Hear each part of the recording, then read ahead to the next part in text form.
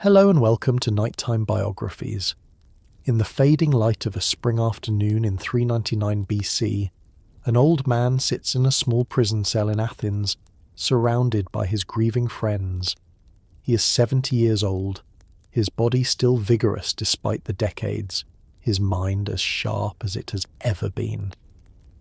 Outside the cell, the city goes about its business, unaware that it is about to commit an act so monstrous that it will echo through 2,500 years of human history. The jailer enters carrying a clay cup. Inside is Hemlock, ground from the poisonous plant and mixed with water. The man who must drink it shows no fear. He has spent the entire day in philosophical conversation, discussing the immortality of the soul with the calm detachment of someone analysing a geometric proof. His friends are weeping openly, some cannot bear to watch, but the old man takes the cup without hesitation. He asks if he can pour a libation to the gods. The jailer says there is only enough poison for the fatal dose, no more. The old man smiles at this detail, finding humour even now. He lifts the cup to his lips and drinks it down in one steady motion, as if it were nothing more than wine at a symposium. Then he begins to walk around the cell as instructed until his legs grow heavy. His name is Socrates, and Athens, the city he loves, the city he has spent his entire life trying to improve through relentless questioning and philosophical inquiry, has just sentenced him to death for the crime of making people think. He lies down on the simple bed. The poison works its way upward from his feet, numbing his body gradually, inexorably. He remains conscious until the end, still talking, still teaching, still maintaining the examined life he has always preached. When the numbness reaches his abdomen, he speaks his final words to his friend Crito. "We owe a rooster to Asclepius. Pay the debt and do not neglect it." Asclepius is the god of healing. The sacrifice of a rooster is a traditional offering after recovery from illness. In his last breath, Socrates suggests that death is a cure, a healing, a release from the sickness of life itself. Then the numbness reaches his heart, and the wisest man in Athens is still. Consider the strangeness of what has just happened. A democratic city, proud of its freedom and its culture, has just executed its most brilliant citizen for asking questions. A man who never took money for his teaching, who claimed to know nothing, who spent his days in the marketplace engaging anyone who would talk with him about virtue and justice and the good life, has been condemned as a corrupter of youth and an enemy of the gods. This was not a tyrant's decree. This was democracy in action. 500 Athenian citizens, ordinary men chosen by lot, voted for his death. They heard the evidence, such as it was. They listened to his defence, which was more of a lecture than a plea for mercy. And they decided that Athens would be better off without him. They were catastrophically wrong. The execution of Socrates would become the defining failure of Athenian democracy, an act so shameful that it would haunt Western civilization forever. The questions Socrates asked, the method he invented, the life he lived, these would prove far more durable than the verdict that condemned him. But to understand how this happened, to grasp how a stonemason's son became the father of Western philosophy, and why his own city killed him for it, we must go back to the beginning, to a world very different from our own, where Athens was rising toward its golden age, and a boy was born who would change human thought forever. Before we begin this journey into the ancient world, please take a moment to like this video and subscribe to the channel. It's a simple gesture that means a great deal to me and helps bring more stories like this to life. I'm always curious to know where in the world you're watching from tonight, so please leave a comment and tell me. And now let the noise of the modern world fade away as we travel back 2,500 years to the Athens of Socrates. The Athens into which Socrates was born in 469 BC was a city discovering itself, a place on the brink of becoming the intellectual centre of the Greek world, though no one knew it yet. The great buildings that would define classical Athens, the Parthenon, the Propylaea, the Temple of Athena Nike, these did not yet exist. The Acropolis was still scarred from the Persian Wars, its temples burned by the invading army just 11 years before Socrates' birth, but something was stirring in this small city-state at the edge of the Aegean. Athens had helped defeat the Persian Empire, the greatest military power the world had ever seen. The Greeks, outnumbered and outmatched, had driven back King Xerxes and his massive army. At Marathon, at Salamis, at Plataea, the impossible had happened. Free citizens fighting for their own cities had defeated an empire built on conquest and slavery. The victory changed Athens fundamentally. The city had not been a major power before the Persian Wars. Sparta was the acknowledged military leader of Greece. Corinth was wealthier. But Athens had contributed the most ships to the Greek fleet, and it was Athenian strategy and Athenian courage that had won the naval battle at Salamis, the turning point of the war. In the aftermath, Athens created the Delian League, ostensibly an alliance of Greek city-states to defend against future Persian aggression. In reality, it was an Athenian empire. The League's treasury, initially kept on the sacred island of Delos, would be moved to Athens. The tribute paid by member cities would fund the great building projects and support the democracy that was emerging as Athens' distinctive contribution to political life. Democracy. The word itself was almost new, coined perhaps just a generation or two before Socrates' birth.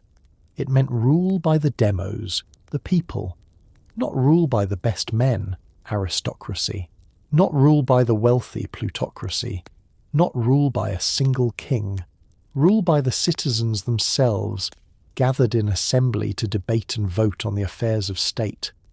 It was a radical experiment. Most Greek cities were ruled by oligarchies, small groups of wealthy families who controlled political power. Sparta had its strange dual kingship and its rigid military society. But Athens was trying something different, something that seemed to many Greeks dangerous and unstable. The democracy of 469 BC was not yet the mature system it would become by Socrates' adulthood. Pericles, the great democratic leader who would dominate Athenian politics for a generation, was just beginning his career. The reforms that would extend political participation to the poorest citizens were still being implemented. But the essential principle was established. Every male citizen of Athens, regardless of wealth or family background, had the right to speak in the assembly and to vote on matters of war and peace, law and policy. This was the city into which Socrates was born, sometime in the early summer of 469 BC. The exact date is not recorded. The Athenians did not keep careful birth records for common citizens, and Socrates' family was decidedly common. His father was named Sophroniscus. He was a stoneworker, a man who carved marble and limestone for building projects and monuments. It was skilled labour, respectable work, but not prestigious. Sophroniscus owned no great estate. He did not belong to the aristocratic families whose genealogies stretch back to the heroes of myth. He was a craftsman, a man who worked with his hands. Socrates' mother was Phaenareton. According to later tradition, she was a midwife, a woman who assisted at births. The symbolism would not be lost on Socrates' followers. He would describe his own philosophical method as meutic, the art of midwifery. Just as his mother helped women give birth to children, Socrates helped men give birth to ideas. The family lived in the Dame of Alapes, one of the small local districts that made up Greater Athens. It was not a fashionable neighbourhood. There were no grand houses here, no gardens where wealthy citizens held symposia. This was a working district, home to craftsmen and small farmers, people who made their living through labour rather than land or trade. The child was named Socrates. The name was not uncommon in Athens, derived from essos, meaning safe or sound, and kratos, meaning power or strength. Sound strength, or safe power. It was a good solid name for a stoneworker's son, though it would come to mean something very different to later generations. We know almost nothing about Socrates' early childhood. He left no writings. The sources we have, primarily his students Plato and Xenophon, and the comic playwright Aristophanes who mocked him, focus on his adult life and teachings. The boy himself remains invisible to history, but we can reconstruct the world he inhabited. As the son of a craftsman, young Socrates would have grown up in his father's workshop, learning the trade that was expected to be his livelihood. Stone carving was demanding work. It required strength to handle the heavy tools and marble blocks. It required precision to carve clean lines and smooth surfaces. It required patience to work slowly and carefully, knowing that a single mistake could ruin hours of labour. The workshop was probably attached to the family home, a modest structure with a few rooms opening onto a small courtyard. The family would have lived simply. They could afford slaves, at least one or two, as even families of moderate means typically did in Athens. But there was no surplus wealth for luxury. Young Socrates would have spent his days watching his father work, learning to hold the chisel at the proper angle, understanding how different stones required different approaches. Marble, limestone, granite, each had its own character, its own way of responding to the tools. A good stoneworker learned to read the stone, to find its natural lines of strength and weakness, to work with the material rather than against it. But Socrates was growing up in Athens, and Athens was changing. The city was filling with ideas, with arguments, with new ways of thinking about the world. The great dramatists were beginning their work. Aeschylus, who had fought at Marathon, was writing tragedies that explored the relationship between humans and gods, between fate and choice, between justice and power. And there were teachers, new kinds of teachers, who called themselves sophists. These were men who travelled from city to city, claiming to teach virtue, rhetoric, and the skills needed for success in public life. They charged fees, sometimes substantial ones, for their instruction. The wealthy young men of Athens flocked to them, eager to learn the arts of persuasion that would help them succeed in the democratic assembly and the law courts.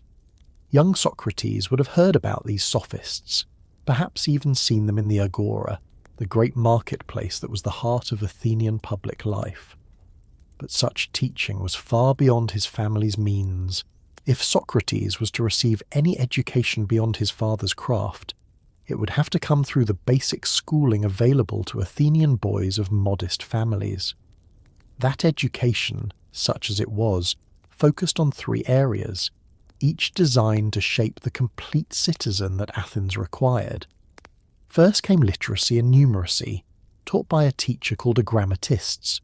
Young Socrates would have learned his letters by writing them on a wax tablet with a stylus, the same tool his father used to mark measurements on stone. The alphabet itself was a relatively recent innovation.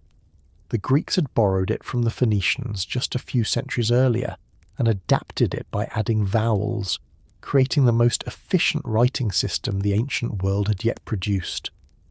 Reading meant primarily reading Homer. The Iliad and the Odyssey were not just literature to the Greeks, but sacred texts, repositories of wisdom, models of heroic virtue, and catalogues of the gods and their deeds. Every educated Athenian could recite passages from memory. The stories of Achilles and Odysseus, of Troy and the journey home, these formed the foundation of Greek cultural identity. Arithmetic was essential for a commercial society. Young Socrates learned to add and subtract, to calculate areas and volumes, to handle the basic mathematics of trade and taxation. The Greeks used letters for numbers, which made calculation more difficult than our modern system. But they developed remarkable sophistication in geometry, which they saw as revealing eternal truths beneath the chaos of the physical world. Second came music, taught by akitharists. Music for the Greeks was not mere entertainment. It was a force that shaped the soul, that could cultivate virtue or encourage vice depending on its character. Young Socrates learned to play the lyre, the most common stringed instrument, and to sing.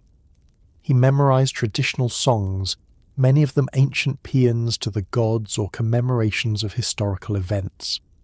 The Greeks believed that different musical modes produced different effects on character. The Dorian mode was thought to encourage courage and steadiness. The Phrygian mode inspired martial spirit. Other modes were considered dangerous, likely to make young men soft or encourage dissolute behaviour. Music was thus a moral education as much as an artistic one. Third came gymnastics, the physical training that took place in the palestra, the wrestling school. This was perhaps the most important part of Athenian education, reflecting a culture that valued physical excellence alongside intellectual development. The ideal was kalokagathia, beauty and goodness, the unity of physical and moral virtue. In the palestra, young Socrates learned wrestling, the most prestigious of Greek sports. He learned to run, both short sprints and longer distances. He threw the discus and the javelin. He practiced jumping, using weights to increase distance. All of this was done naked, as was the Greek custom. The word gymnasium literally means place of nakedness. The training was intense and sometimes brutal.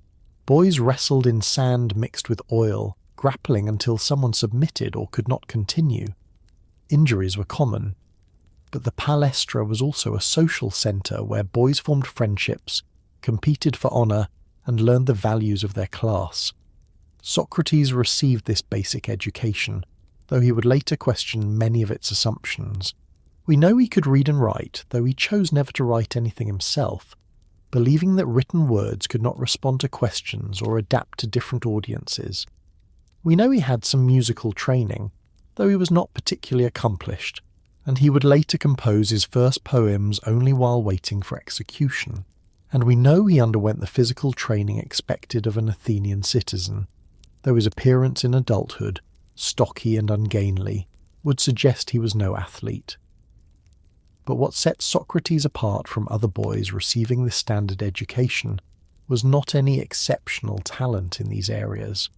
It was something else, something that began emerging during these formative years, a capacity for intense concentration, an ability to become so absorbed in thought that he lost awareness of his surroundings, and most distinctively an irresistible urge to question everything. But something else was happening in young Socrates' mind, something that would set him apart from every other stoneworker's son in Athens. He was beginning to think differently, to ask questions that went beyond the practical matters of daily life.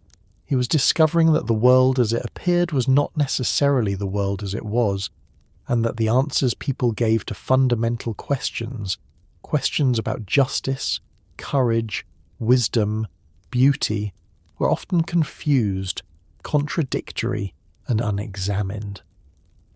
When this intellectual awakening occurred, we cannot say. Perhaps it was gradual, a slow accumulation of curiosity and puzzlement. Perhaps there was a moment of revelation, a conversation or an observation that opened new pathways in his mind. What we know is that by the time Socrates reached young adulthood, he had decided that his life would not be spent carving stone. It would be spent examining ideas, questioning assumptions, and searching for truth through conversation and dialectic. But before he could fully embrace this calling, Socrates would have to fulfill his duties as an Athenian citizen. And those duties, in the middle years of the 5th century BC, would increasingly involve war. The Athens of Socrates' youth was not just a city of ideas and democracy. It was an imperial power engaged in increasingly complex and dangerous conflicts with its rivals. The transformation from ally to hegemon had happened quickly. The Delian League, formed to defend against Persia, had become an Athenian empire in all but name. The tribute that member cities paid to Athens funded the great building program that Pericles championed. The Parthenon, begun when Socrates was about 18 years old, rose on the Acropolis as a monument to Athenian glory and the goddess Athena. But it was built with money that other Greek cities believed should have been used for common defence, not Athenian grandeur. Resentment grew. Sparta, Athens' former ally against Persia, watched with alarm as Athenian power expanded. The two cities represented fundamentally different visions of Greek society. Sparta was conservative, oligarchic, militaristic, suspicious of change and innovation. Athens was democratic, mercantile, cultural, innovative, and increasingly aggressive in asserting its power. The tension exploded into open conflict in 431 BC, when Socrates was 38 years old. The Peloponnesian War, the great struggle between Athens and Sparta that would consume the Greek world for a generation, had begun. As an Athenian citizen, Socrates was obligated to serve in the military when called. Athens had no professional army. Instead, it relied on citizen soldiers, men who in peacetime were farmers, craftsmen, merchants, and in wartime became hoplites, the heavy infantry that formed the backbone of Greek military forces. Socrates served as a hoplite in at least 3 campaigns during the war. This is remarkable for several reasons. First, hoplite service was typically the obligation of men who could afford the expensive armour and weapons required. A full panoply, bronze helmet, breastplate, greaves for the legs, a large round shield, a long spear and a sword represented a significant investment. That Socrates, the son of a stoneworker, served as a hoplite rather than as a light-armed soldier or rower suggests his family had achieved at least moderate prosperity. Second, and more importantly, Socrates' military service reveals a side of his character that is easy to miss in the philosophical dialogues. This was not a man who spent his entire life in abstract contemplation. He could fight. He could endure hardship. He could face death with the same calm courage he would later show in his prison cell. The first campaign we know about was at Potidaea in 432-429 BC. Potidaea was a city in northern Greece that had revolted from Athenian control. The Athenians laid siege to the city, and Socrates was among the troops sent to enforce the blockade. The siege lasted more than 2 years, stretching through winters so harsh that soldiers died of exposure. According to accounts preserved by Plato and others, Socrates distinguished himself at Potidaea not just for courage but for endurance. While other soldiers huddled in their tents, Socrates would stand guard in the freezing cold, wearing nothing but his ordinary light cloak, the same thin garment he wore year-round in Athens. His fellow soldiers were amazed. He seemed impervious to discomfort, capable of ignoring physical hardship through sheer mental discipline. There was also an incident during the campaign where Socrates saved the life of a young aristocrat named Alcibiades. In a skirmish with enemy forces, Alcibiades was wounded and surrounded. Socrates, despite being older and less prestigious, fought his way to the young man, defended him, and helped carry him to safety. Alcibiades later insisted that Socrates deserved the prize for valour, the military honour awarded for exceptional courage. Socrates refused it, directing the honour to Alcibiades instead. The second campaign was at Delium in 424 BC. This was not a siege but a pitched battle, and it was a disaster for Athens. The Athenian army was defeated and routed by the Boeotians. In the chaos of retreat, when panic turned soldiers into a fleeing mob, Socrates remained calm. He withdrew slowly and deliberately, maintaining his defensive posture, protecting those around him. His steadiness saved lives. Men who would have been cut down by pursuing cavalry survived because Socrates' composure provided a rallying point. Alcibiades, who fought at Delium on horseback, later described watching Socrates during the retreat. He said Socrates walked as calmly as he did through the streets of Athens, stalking like a pelican, swivelling his head from side to side to watch for threats. The description, preserved in Plato's Symposium, captures something essential about Socrates. Even in the midst of military defeat and mortal danger, he maintained the observer's detachment, the questioning awareness that characterized his entire life. The third campaign was at Amphipolis in 422 BC, though we know less about Socrates' role in this expedition. What is clear is that by his mid-40s, Socrates had established himself as a man of exceptional courage and endurance, someone who could face physical danger with the same philosophical calm he brought to every other aspect of life. But military service was only part of Socrates' life during these years. When not on campaign, he was in Athens, developing the practice that would make him famous and ultimately lead to his execution. He was learning to ask questions. Socratic Method, the practice that would become known as the Socratic Method or Socratic dialectic, emerged gradually through the 440s and 430s BC. It was not something he learned from another teacher. The sophists who dominated Athenian intellectual life had their own approaches, focused on rhetoric and persuasion, on teaching young men how to argue convincingly regardless of truth. What Socrates developed was something different, and, to many Athenians, deeply unsettling. The method was deceptively simple. Socrates would approach someone, typically a person with a reputation for wisdom or expertise, a general, a politician, a poet, a priest, and ask them to define a concept central to their work. What is courage?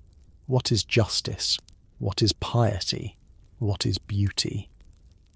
The person, flattered to be asked and confident in their knowledge, would offer a definition. Then Socrates would begin to question, gently at first, then with increasing precision. Let's say a general defines courage as standing firm in battle, not fleeing in the face of the enemy. This seems reasonable. Everyone knows that brave soldiers hold their ground while cowards run away. But Socrates would ask, what about the Spartans at Thermopylae who retreated to draw the Persians into a trap? They ran away tactically, then turned and fought. Was that cowardice or courage? The general would have to admit it was courage. So courage is not simply standing firm. Perhaps courage is endurance of the soul then, persistence in the face of danger. But what about foolish endurance, Socrates would probe? A man who rushes into battle without weapons or strategy, who gets himself killed pointlessly, is he courageous? No, the general would admit that's recklessness, not courage. So courage requires wisdom as well as endurance. But what kind of wisdom? And now we're back to defining another term we don't understand. Or consider a wealthy man confident in his understanding of justice. Socrates asks for a definition. Justice, the man says, is giving each person what they're owed, what they deserve. This sounds good. It's the basis of law and commerce. But Socrates pushes. If you owe a sword to a friend who has gone mad, should you give it to him? Clearly not, the man admits. That would be dangerous. So justice is not simply giving people what they're owed. Perhaps justice is helping friends and harming enemies then. This was a common Greek belief. But Socrates questions this too. Does harming people ever make them better? If justice is a virtue that improves those who practice it, how can it involve making others worse? And can a truly just person become unjust through bad luck or circumstance? If not, then what does it mean to say someone deserves something? Don't they deserve good treatment if they're good and bad treatment if they're bad? But how do we judge who is truly good? Within minutes, what seemed like a simple question, what is justice, has exploded into a tangle of difficulties. The confident expert finds himself unable to defend the definition he offered, unable to provide a better one, and uncertain whether anyone truly knows what justice is at all. This was called elenchis, the Greek word for refutation or cross-examination. But it was more than simple refutation. Socrates was demonstrating something profound and disturbing, that people didn't truly understand concepts they used confidently every day. They had opinions, beliefs, conventional wisdom inherited from their fathers and teachers, but they didn't have knowledge, not the kind of knowledge that could withstand rigorous examination and emerge intact. The process was often uncomfortable, even humiliating for Socrates' interlocutors, to be shown publicly that you don't understand justice, despite being a politician who makes judgments about it daily, or that you don't understand courage, despite being a general who commands soldiers, was a blow to reputation and pride. In a culture that valued honour and status as much as classical Athens did, such embarrassment was not easily forgiven, and Socrates was not gentle about it. He could be ironic, even mocking, especially when dealing with those who were most confident in their expertise. He would adopt a pose of ignorance, claiming to know nothing, asking to be enlightened by those wiser than himself. Then he would demolish their positions with surgical precision, leaving them looking foolish before an audience that had gathered to watch the spectacle. Imagine a sophist, one of the professional teachers who charged hefty fees to teach virtue and rhetoric. He's in the agora, surrounded by potential students, displaying his eloquence and wisdom. Socrates approaches, all humble curiosity. "I've heard you teach virtue," he says. "That's wonderful. I've spent my life trying to understand what virtue is. Perhaps you can enlighten me."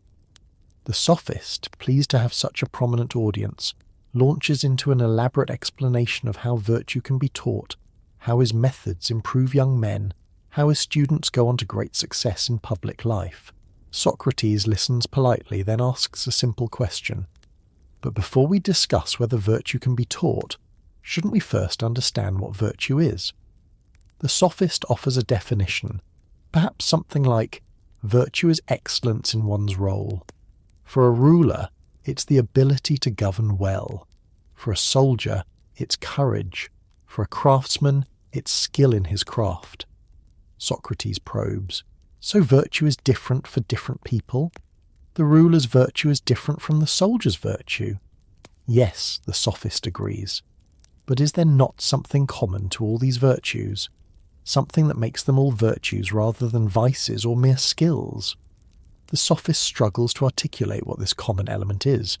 "And if virtue is excellence in one's role," Socrates continues, "was not Achilles excellent in his role as warrior? Yet he refused to fight, let his comrades die, sent his friend to death, all out of wounded pride. Was this virtue?"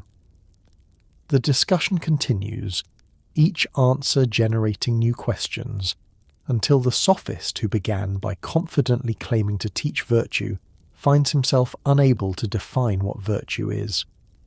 The audience, initially sympathetic to the sophist, begins to shift. Some laugh, others look troubled. The young men who are considering becoming his students quietly slip away. The sophist, humiliated and angry, leaves, and Socrates, having demonstrated that the supposed expert knows nothing, continues his day as if he's just had a pleasant conversation about the weather.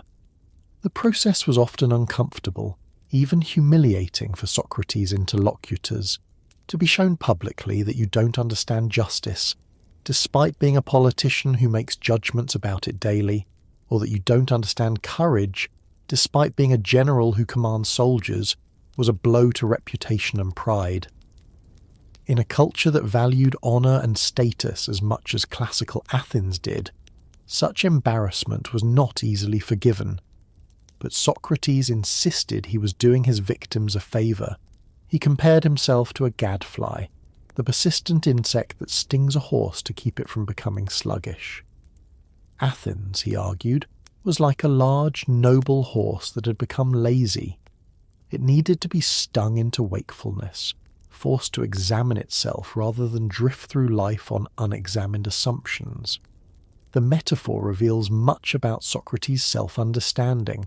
He was small, annoying, persistent, impossible to ignore.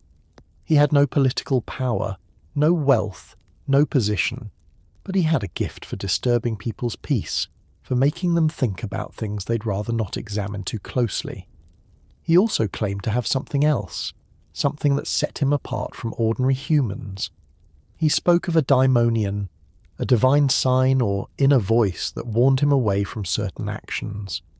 It was not a voice that told him what to do, but rather what not to do. A guardian spirit that prevented him from making certain mistakes.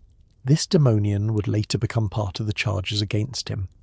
In a city where religion was a civic duty and atheism was seen as a threat to social order, Socrates' claim to have a personal divine sign seemed suspicious. Was he introducing new gods? Was he rejecting the traditional gods of Athens? The relationship between Socrates and conventional religion would prove fatal. By his 40s, Socrates had become a fixture in the Athenian agora, a daily presence as familiar as the monuments and temples that surrounded the marketplace. Every morning, after the briefest of breakfasts, perhaps a bit of bread dipped in wine, he would leave his modest home and make his way to the centre of Athenian life.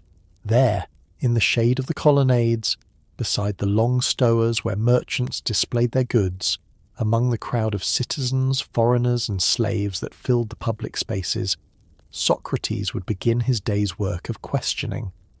His approach was systematic yet opportunistic. He would engage anyone willing to talk, politicians making their way to the council house, generals discussing military strategy, poets reciting their latest verses, craftsmen taking a break from their labours, young aristocrats with time and money to spare, foreigners visiting from other Greek cities or beyond. No one was exempt from his questioning, and no subject was too basic or too advanced. He had favourite locations: the Stoa of Zeus Eleutherios, where political discussions naturally occurred, the shops of craftsmen, where he might spend hours watching a shoemaker or carpenter work while discussing whether they truly understood their craft, the gymnasiums and wrestling schools, where young men trained their bodies while Socrates tried to train their minds. His appearance was distinctive and, by Athenian standards, unfortunate. Socrates was short and stocky, barrel-chested, with a broad face that seemed to expand outward rather than following normal human proportions. His nose was flat and snub, pushed into his face like a satyr's. His eyes were prominent, bulging slightly, giving him a look of permanent surprise or intensity. His lips were thick, and his mouth when he spoke seemed somehow too large for his face.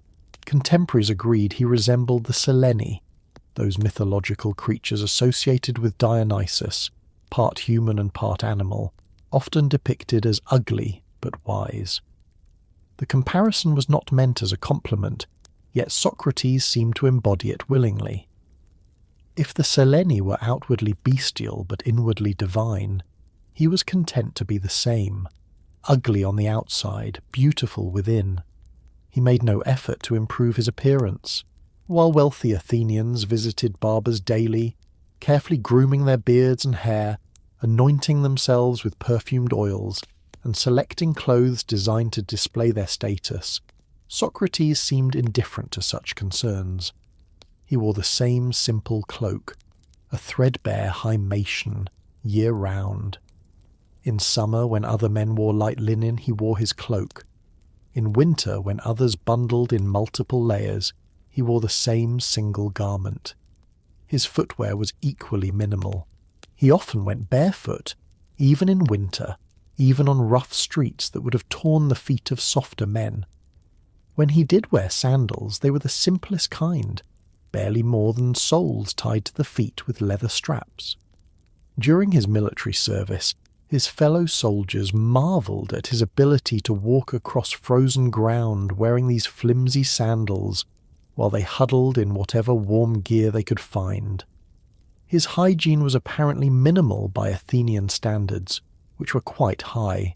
While the wealthy bathed daily in olive oil and visited public baths, Socrates seemed content with occasional washing. His body odour, in an age before deodorants and when regular bathing with soap was uncommon even for the fastidious, must have been pronounced. Yet people still gathered around him, drawn by his mind despite the physical unpleasantness of his presence. His home life was sparse. He lived in a small house, probably inherited from his father, in the Dem of Alopes. The house was modest even by middle-class standards, with just a few rooms arranged around a small courtyard. There was no garden, no elaborate furniture, no decoration beyond what was absolutely necessary. Socrates owned almost nothing. No fine clothes, no jewellery, no artworks, no collection of anything that might signify wealth or status. He had married, though the circumstances and timing are unclear. His wife was Xanthippe, whose name has become proverbial for a difficult, nagging spouse. Later tradition, particularly stories told by philosophers wanting to emphasize Socrates' patience, painted her as a shrew, constantly complaining about his poverty, his refusal to earn money, his habit of spending days in philosophical conversation while the family went without. But consider her situation honestly. She was married to a man who owned nothing, earned nothing, contributed nothing to the household economy. A man who had inherited a trade but refused to practice it. A man who spent his days talking to other men in the marketplace, neglecting his family, bringing no income home. A man whose activities were increasingly attracting dangerous attention from powerful people. Her frustration, if she indeed was frustrated, seems entirely reasonable. They had children, 3 sons. The oldest, Lamprocles, was perhaps in his late teens by the time of Socrates' death. The second son was named Sophroniscus after Socrates' father. The third, Menexenus, was still very young in 399 BC, perhaps just a toddler. Some sources suggest that Menexenus was the son of a second wife, which would have been unusual but not unheard of in Athens. What kind of father Socrates was remains unclear. He clearly spent more time in philosophical conversation than in domestic life. His poverty meant his sons would inherit nothing material. They would grow up in the shadow of a famous but controversial father, and after his execution, they would bear the stigma of his condemnation for the rest of their lives. Yet despite his ugliness and his poverty, Socrates possessed a quality that drew people powerfully. There was a charisma, a personal magnetism that made young men in particular want to be near him, to watch him work, to learn his techniques. Part of this was his absolute fearlessness in conversation. He would challenge anyone regardless of their status or reputation. A wealthy politician, a famous general, a visiting sophist charging enormous fees, all were subject to the same relentless questioning. But there was more to it than mere intellectual courage. Socrates had a sense of humour, an ability to make the process of philosophical examination entertaining as well as enlightening. He could be playful, ironic, even mischievous. When someone made a particularly foolish claim, he would affect the most innocent expression of confusion, asking them to explain as if he were a simple person who just couldn't quite understand.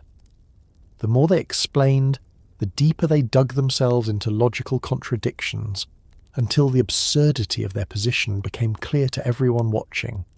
He also had a gift for analogy and metaphor. When discussing virtue, he would compare it to a craft, asking whether it could be taught the way carpentry or shipbuilding could be taught.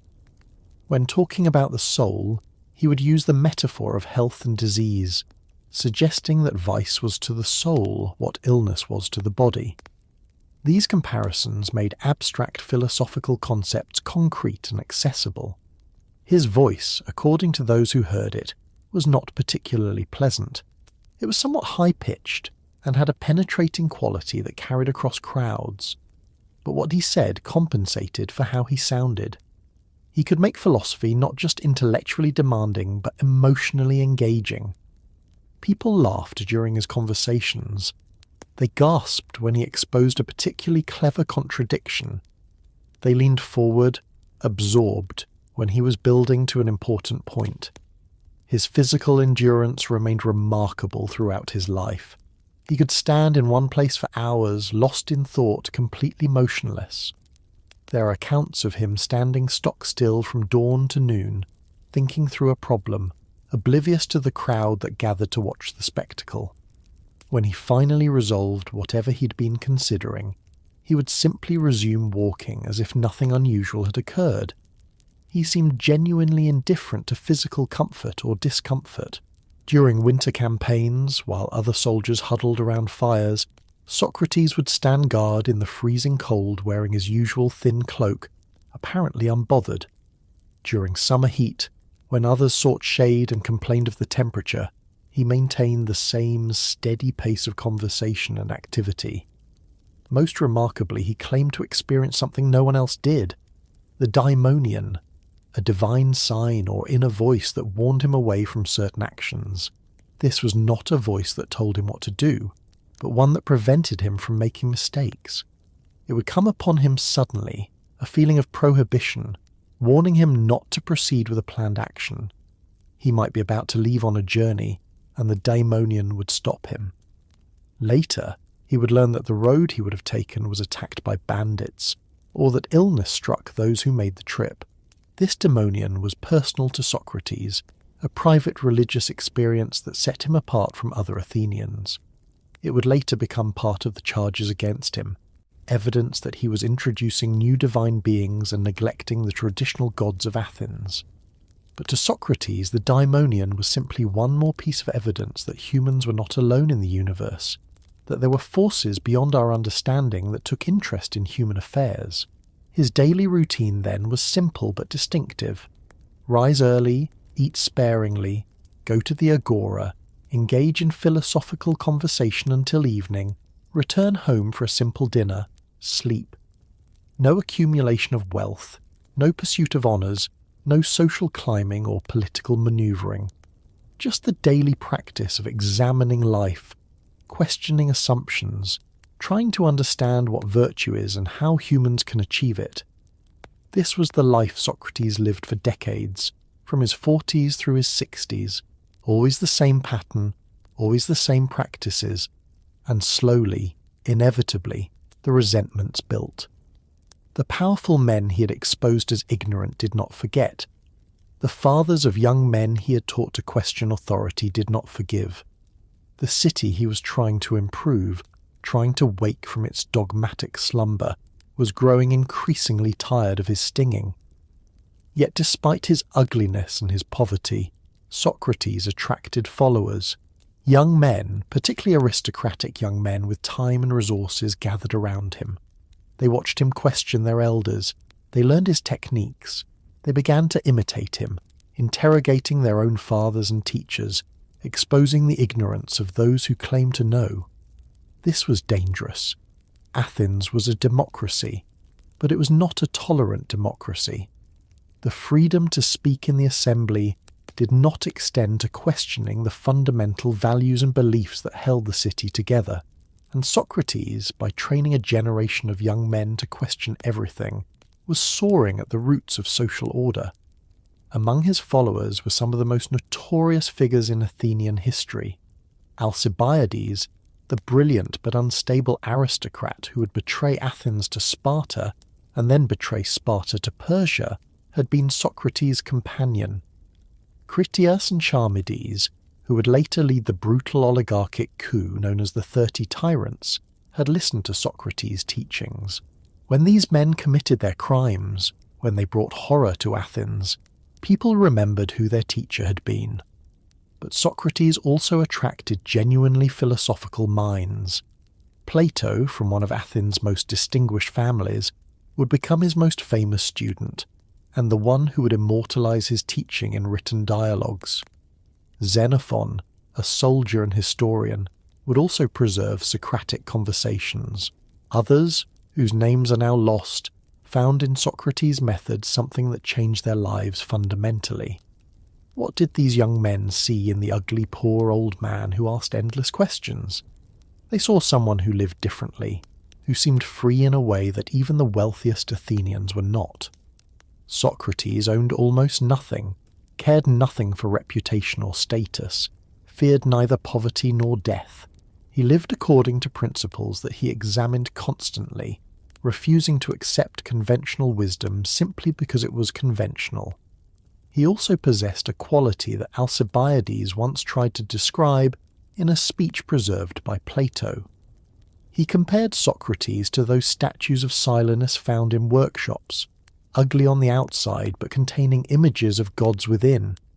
Similarly, Alcibiades said, Socrates' external appearance was unprepossessing, even ridiculous, but inside was something divine, a wisdom and virtue that shone through once you got to know him. The younger Socrates, the man in his 40s and early 50s, was building both a following and a dangerous reputation. The comic poets, particularly Aristophanes, began to mock him in their plays.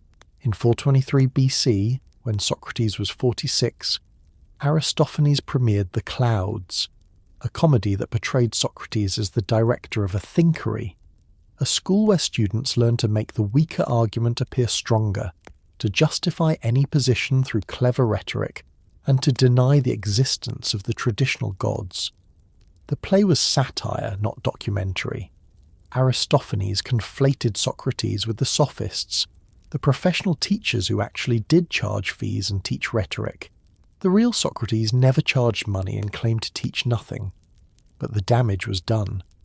In the minds of average Athenians who saw the play, Socrates became associated with dangerous ideas, with skepticism about the gods, with corrupting the young through clever but empty argumentation. Socrates' response to such mockery was characteristically philosophical. When someone asked him how he felt about being ridiculed in the theatre before thousands of Athenians, he reportedly said, "I am being made fun of at a great party." He seemed genuinely indifferent to reputation, concerned only with whether the accusations were true. Since he knew he wasn't doing what Aristophanes portrayed, the mockery was irrelevant. But not everyone saw it that way. Resentments were building. The young aristocrats who followed Socrates were learning to question authority, to expose the ignorance of their elders, to think critically about traditions that had been accepted for generations. Their fathers and uncles, the men who ran Athens, did not appreciate this. They saw Socrates as a corrupter, a man who was undermining respect for authority and traditional values. The situation was complicated by Socrates' own beliefs about democracy. He never publicly advocated for oligarchy, but he was clearly skeptical about rule by majority vote. He compared Athens to a ship at sea. "Would you want the ship steered by a majority vote of the passengers?" he asked, "or by someone who actually knew navigation? Should medical decisions be made by popular vote or by trained physicians? If expertise matters in sailing and medicine, why doesn't it matter in governing?" These questions were subversive in democratic Athens. The very foundation of democracy was the belief that ordinary citizens, through collective deliberation, could make sound decisions about public affairs. Socrates seemed to doubt this. He seemed to suggest that the people, the demos, were unqualified to rule themselves.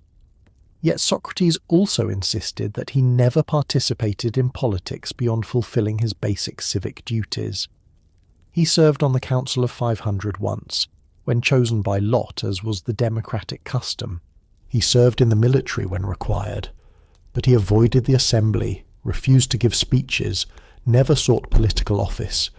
His explanation was that his daimonion, his divine sign, warned him away from political life. If he had entered politics, he said, he would have been killed long ago. Only by remaining private could he do his philosophical work. This combination, skepticism about democracy combined with refusal to participate in political life, made Socrates a puzzle to his fellow citizens. Was he loyal to Athens or not? Did he support the democracy or secretly oppose it? And most dangerously, was he responsible for the crimes of his former associates? These questions would remain largely theoretical until the catastrophe that was about to overtake Athens made them urgently practical. The city that had seemed invincible, that had dominated the Aegean for 2 generations, was about to lose everything. And in the trauma and recrimination that followed, someone would have to be held responsible. Someone would have to pay for Athens' failure.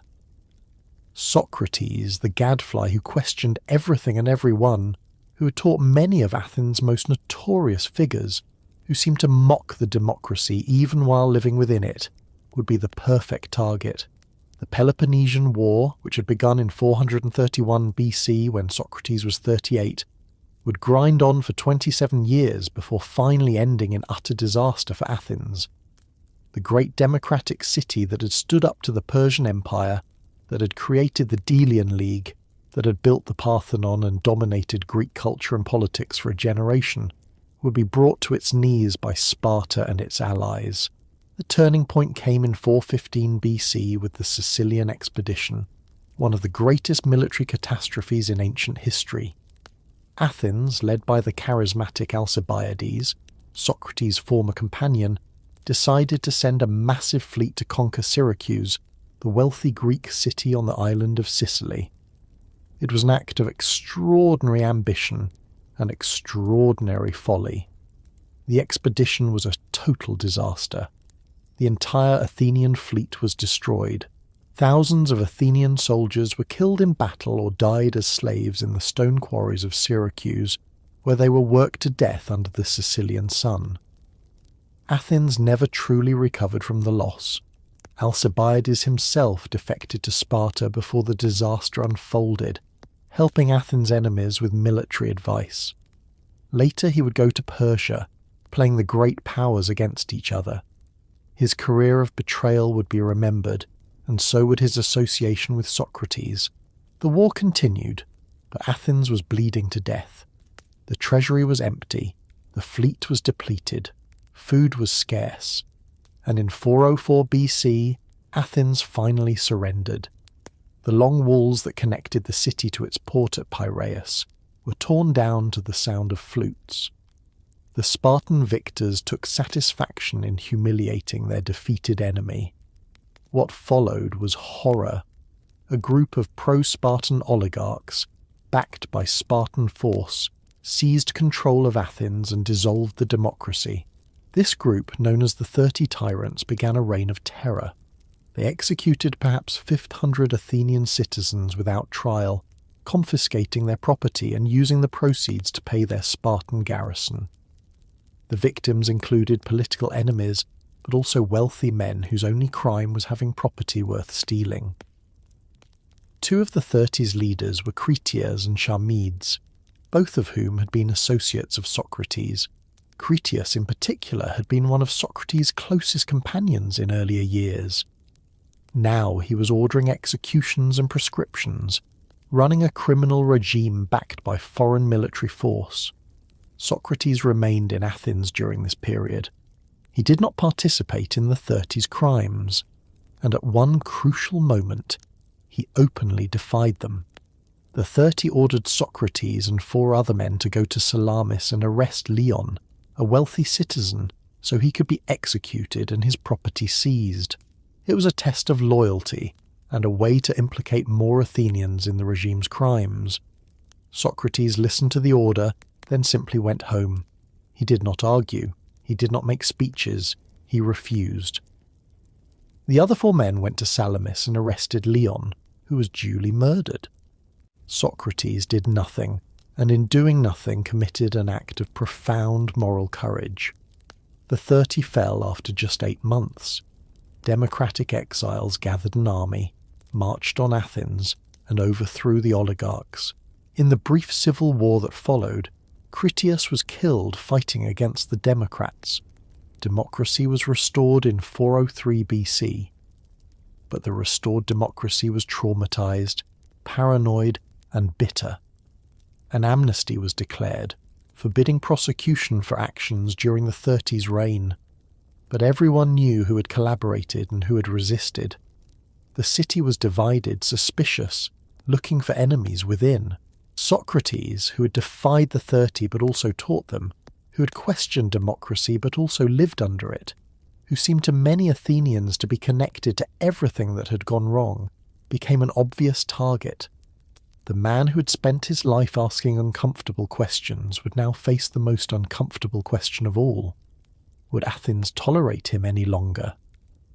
The formal charges were brought in the spring of 399 BC, 4 years after the democracy's restoration. 3 men stepped forward as accusers: Meletus, a young poet of no particular distinction; Anytus, a wealthy tanner and democratic politician; and Lycon, representing the rhetoricians whom Socrates had spent decades exposing as frauds. The charges were vague but deadly: impiety toward the gods of Athens and corrupting the youth. Behind the legal language lay simpler accusations. Socrates questioned everything, including the gods. His former students had become tyrants and traitors. Athens had suffered terribly, and someone had to be responsible. Socrates, the Gadfly who had stung the city for decades, who had made powerful men look foolish, who had taught young aristocrats to question their elders, seemed responsible for the city's moral corruption. The trial took place before a jury of 500 Athenian citizens, selected by lot as was the democratic custom. They gathered in one of Athens' large covered courts, sitting on wooden benches, ready to judge whether the old philosopher deserved to live or die. Socrates was now 70 years old. His body, hardened by years of military service and remarkable for its endurance, was still vigorous. But he was old by ancient standards, and he knew this trial might be his last public act. He could have played to the jury's emotions. He could have brought his wife Xanthippe and their young sons forward to beg for mercy. He could have wept, pleaded, reminded the jurors of his military service, his poverty, his refusal to profit from his teaching. He did none of this. Instead, he delivered what amounted to a philosophical lecture, a defense speech that was really an explanation of his entire life and mission. He began by addressing the old accusations, the ones embedded in the public mind through years of comic mockery. He was not a natural philosopher investigating the heavens and the earth. He was not a sophist teaching rhetoric for pay. He taught nothing and claimed to know nothing. His only wisdom was knowing that he knew nothing. Then he explained how his philosophical mission began. A friend had once gone to the oracle at Delphi and asked if anyone was wiser than Socrates. The oracle answered that no one was wiser. This perplexed Socrates, who knew he possessed no special knowledge. To understand the oracle's meaning, he began questioning people who were reputed to be wise, politicians, poets, craftsmen. What he discovered shocked him. These people claimed to know things they didn't actually understand. The politicians couldn't define justice, though they made judgments about it daily. The poets created beautiful works, but couldn't explain what made them beautiful. The craftsmen knew their trades, but thought this expertise extended to everything else. Socrates concluded that the oracle was right in a paradoxical way. He was wisest because he alone knew that he knew nothing. Everyone else thought they knew things they didn't, which made them doubly ignorant. Ignorant of the subject and ignorant of their own ignorance. This mission of questioning, Socrates told the jury, was divinely ordained. The god had appointed him as a gadfly to Athens, and he could not abandon this calling any more than a soldier could abandon his post in battle. If the jury ordered him to stop philosophizing, he would refuse, even at the cost of his life. The unexamined life is not worth living, he declared. Better to die than to live in sleepwalking ignorance. As for corrupting the youth, Socrates asked a simple question. Would he deliberately corrupt the young men around him? If he corrupted them, they would harm him, as bad men harm those near them. So by corrupting the youth, he would be harming himself intentionally. Did that make sense? Either he wasn't corrupting them, or he was doing so unintentionally, in which case he needed instruction, not execution. The logic was clear, but the jury was not persuaded by logic. They were responding to something deeper: resentment, fear, anger at what Athens had become. The vote came back. Guilty. 280 votes for conviction, 220 for acquittal. A narrow verdict, but final. Now came the penalty phase. Under Athenian law, the accuser proposed a punishment, and the defendant could propose an alternative. The jury would choose between them. Meletus had proposed death. Socrates needed to propose something else, something the jury could accept as adequate punishment. Instead, Socrates offered what amounted to an insult.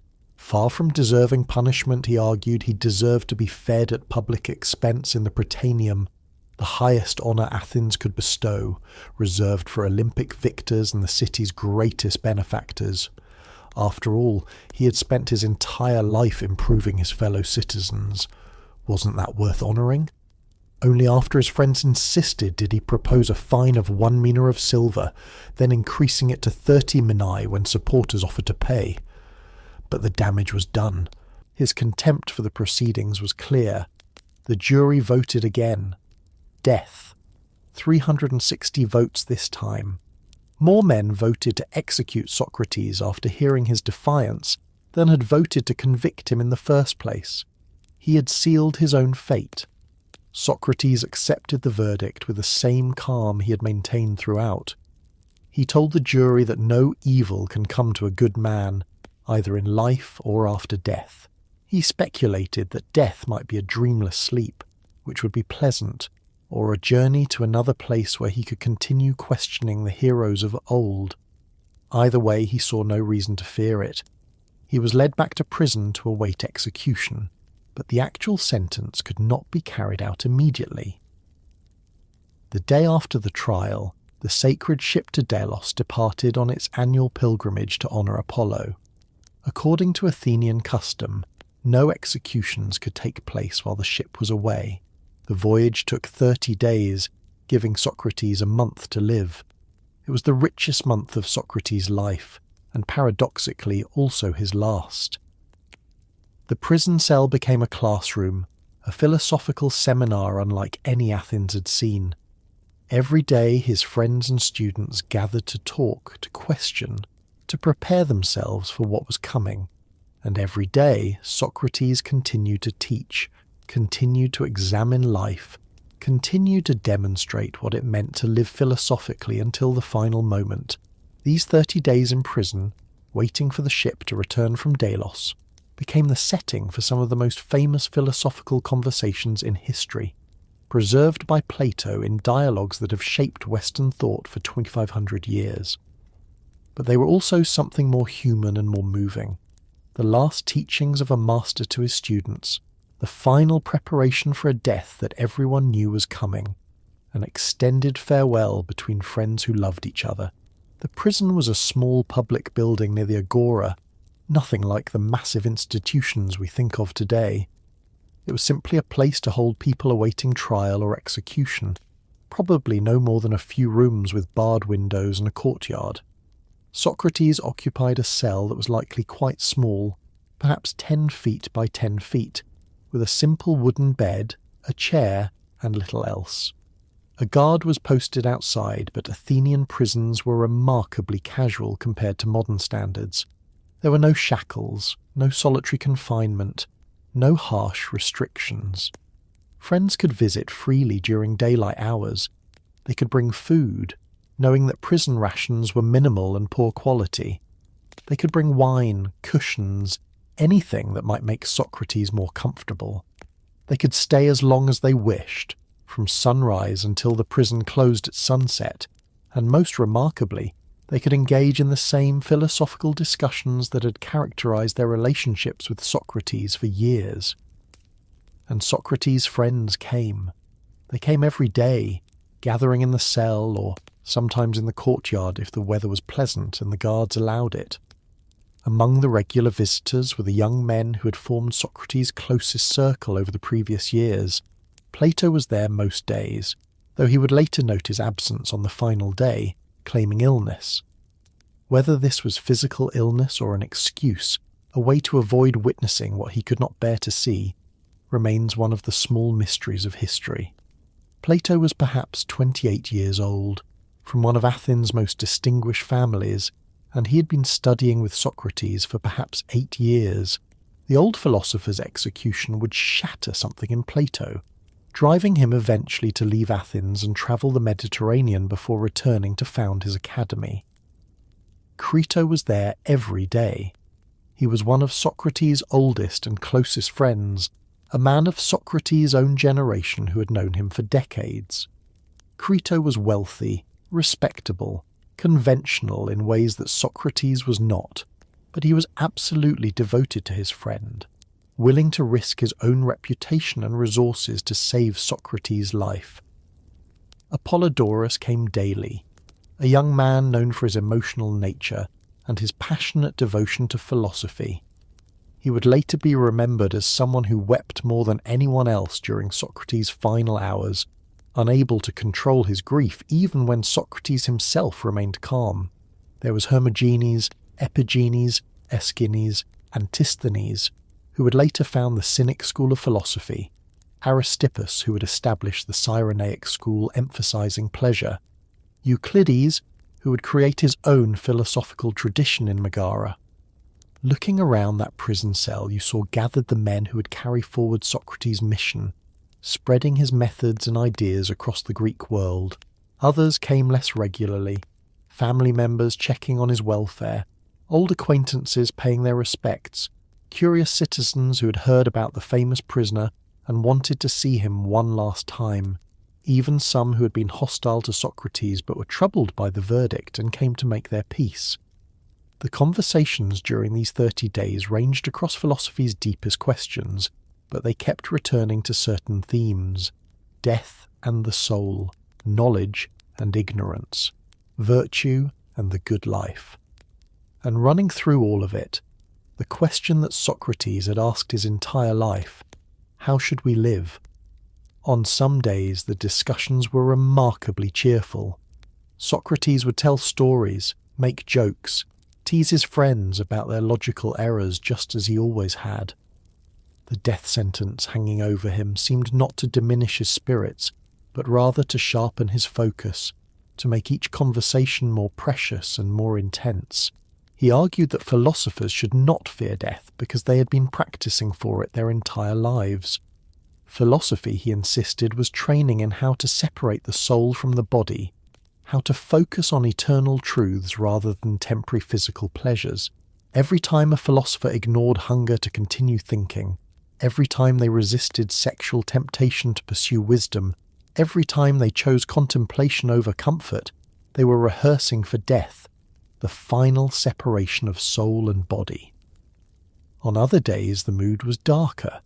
His friends could not maintain the philosophical detachment that Socrates seemed to achieve so easily. They wept. They argued with his reasoning. They challenged his calm acceptance of death, trying to find some flaw in his logic that would justify their grief and anger at the injustice being done to him. Socrates used even their emotional outbursts as teaching opportunities. When Apollodorus burst into tears saying he couldn't bear losing Socrates, the old philosopher gently questioned him. Would you rather lose me after I've lived an unexamined life? Would you prefer I was still here but had compromised my principles to avoid death? Which is worse, that I die having lived according to my convictions, or that I live having betrayed them?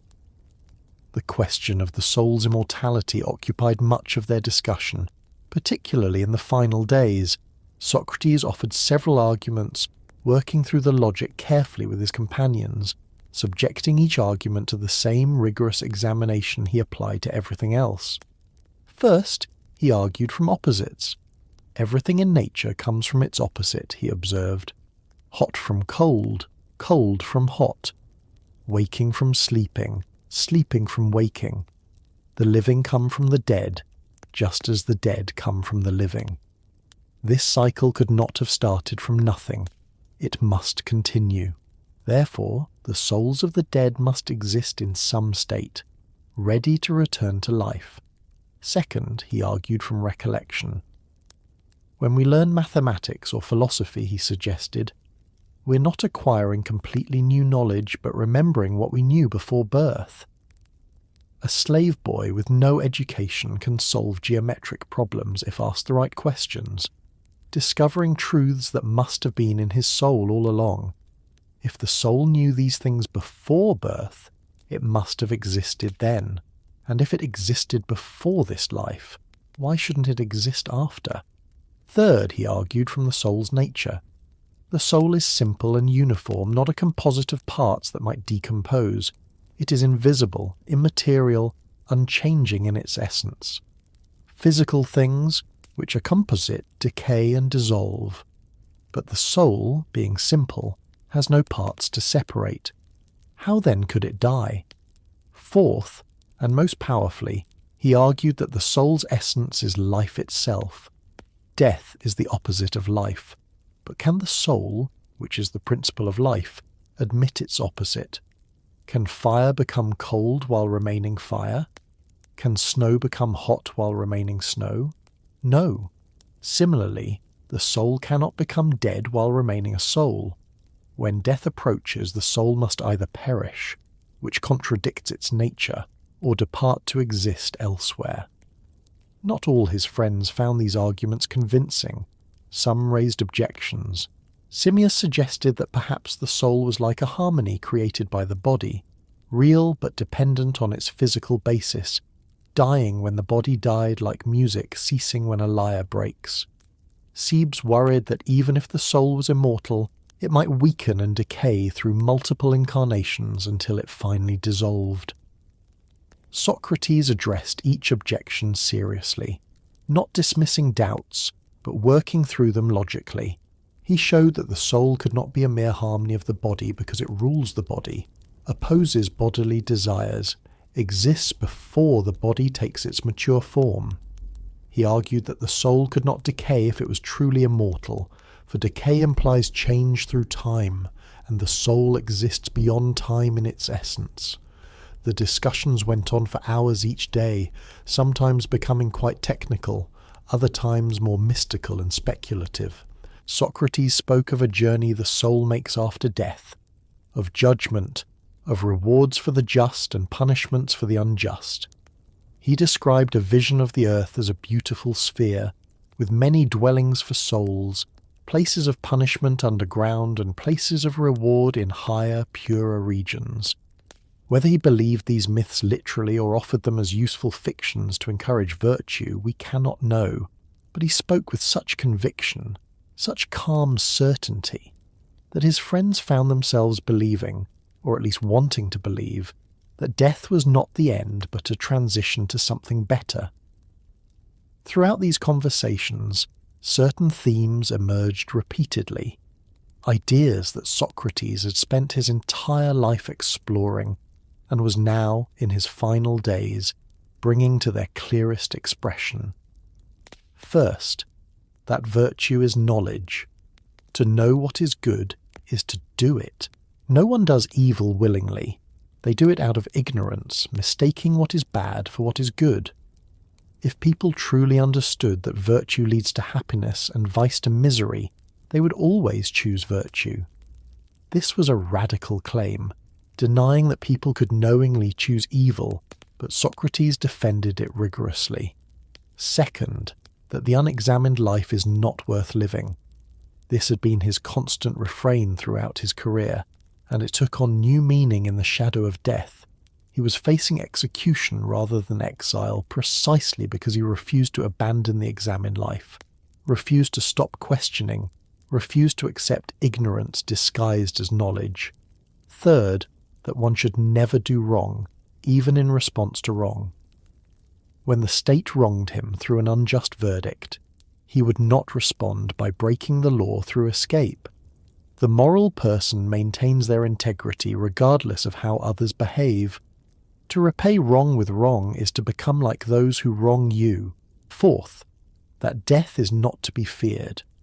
Either it is a dreamless sleep which is pleasant and peaceful, or it is a transition to another existence where the soul continues. In the first case, we simply cease to experience anything, which is not terrible. In the second, we continue in a place where true justice reigns, and we can spend eternity in conversation with the great souls of the past, which would be wonderful. The depth of feeling in that prison cell during those 30 days must have been extraordinary. Here were young men who had found in Socrates not just a teacher, but a model of how to live, a living demonstration that philosophy was not abstract theory, but a practical discipline that shaped every action and decision. They were watching that model face its ultimate test, and they were witnessing him pass it with a calm courage that confirmed everything he had taught them. Some of them would remember these days for the rest of their lives, trying to recapture in their own teachings the spirit of those conversations, the unique combination of intellectual rigour and deep humanity that characterised Socrates at his best. Plato would spend decades writing dialogues that returned again and again to these themes, trying to preserve not just Socrates' words but his presence, his method, his way of being in the world. About a week into his imprisonment, very early one morning before dawn, Crito arrived at the prison with his desperate escape plan. The scene that followed, preserved in Plato's dialogue, Crito, reveals perhaps more clearly than any other moment the principles by which Socrates lived and for which he would die. Crito had bribed the guards to let him in at an unusual hour. The prison was dark and quiet. Socrates was sleeping peacefully, which astonished Crito. How could a man under sentence of death sleep so soundly? When Crito woke him, Socrates sat up calmly and asked why his friend had come so early. Crito brought news. The sacred ship would return later that day or the next. Socrates' time was running out, but everything was arranged for an escape. Guards had been bribed, not just the ones at the prison but those at the city gates. Friends in Thessaly, a region north of Athens, had offered Socrates sanctuary. Money was available, enough to ensure his comfort for the rest of his life. All Socrates had to do was agree to leave. The argument Crito made was emotional and practical. First, he would lose his dearest friend if Socrates died. Second, people would think Crito had been unwilling to spend money to save Socrates, damaging Crito's reputation. Third, Socrates had a duty to his sons to stay alive and raise them rather than abandoning them.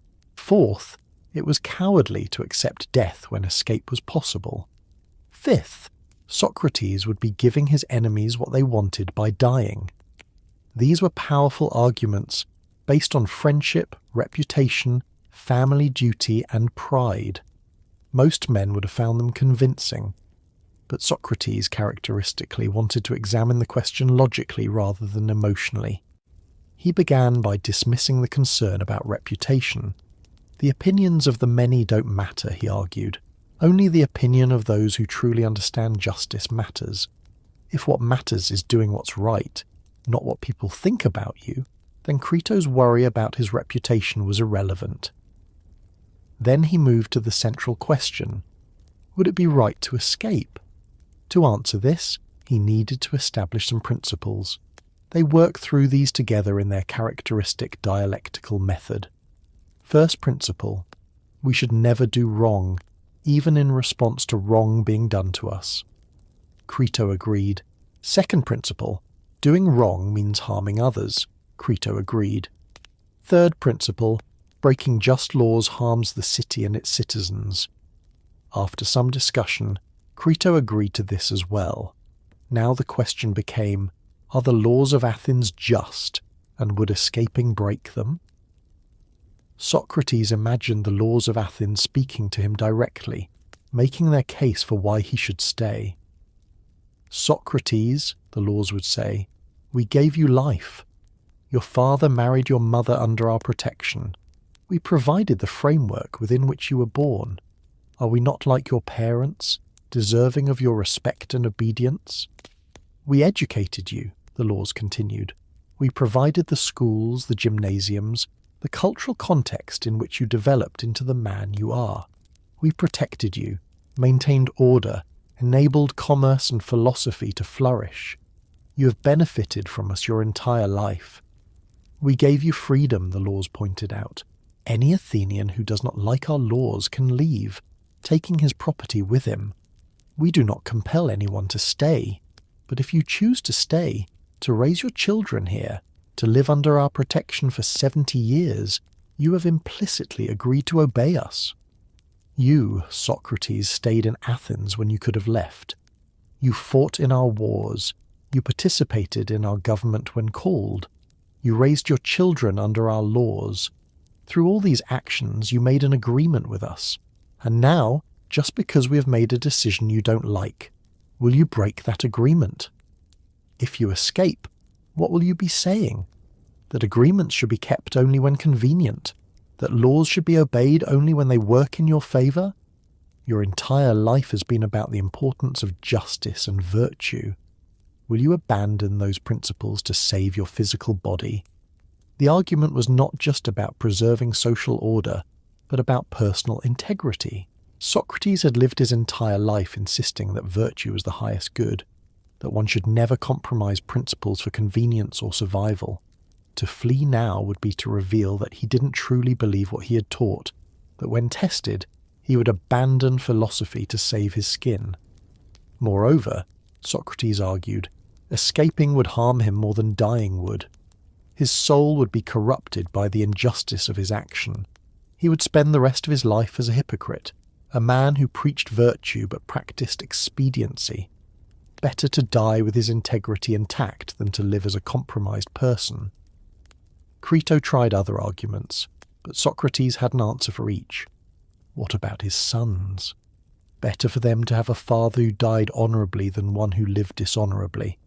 What about giving his enemies satisfaction? Their satisfaction or displeasure was irrelevant. What mattered was whether his action was just. What about the injustice of his verdict?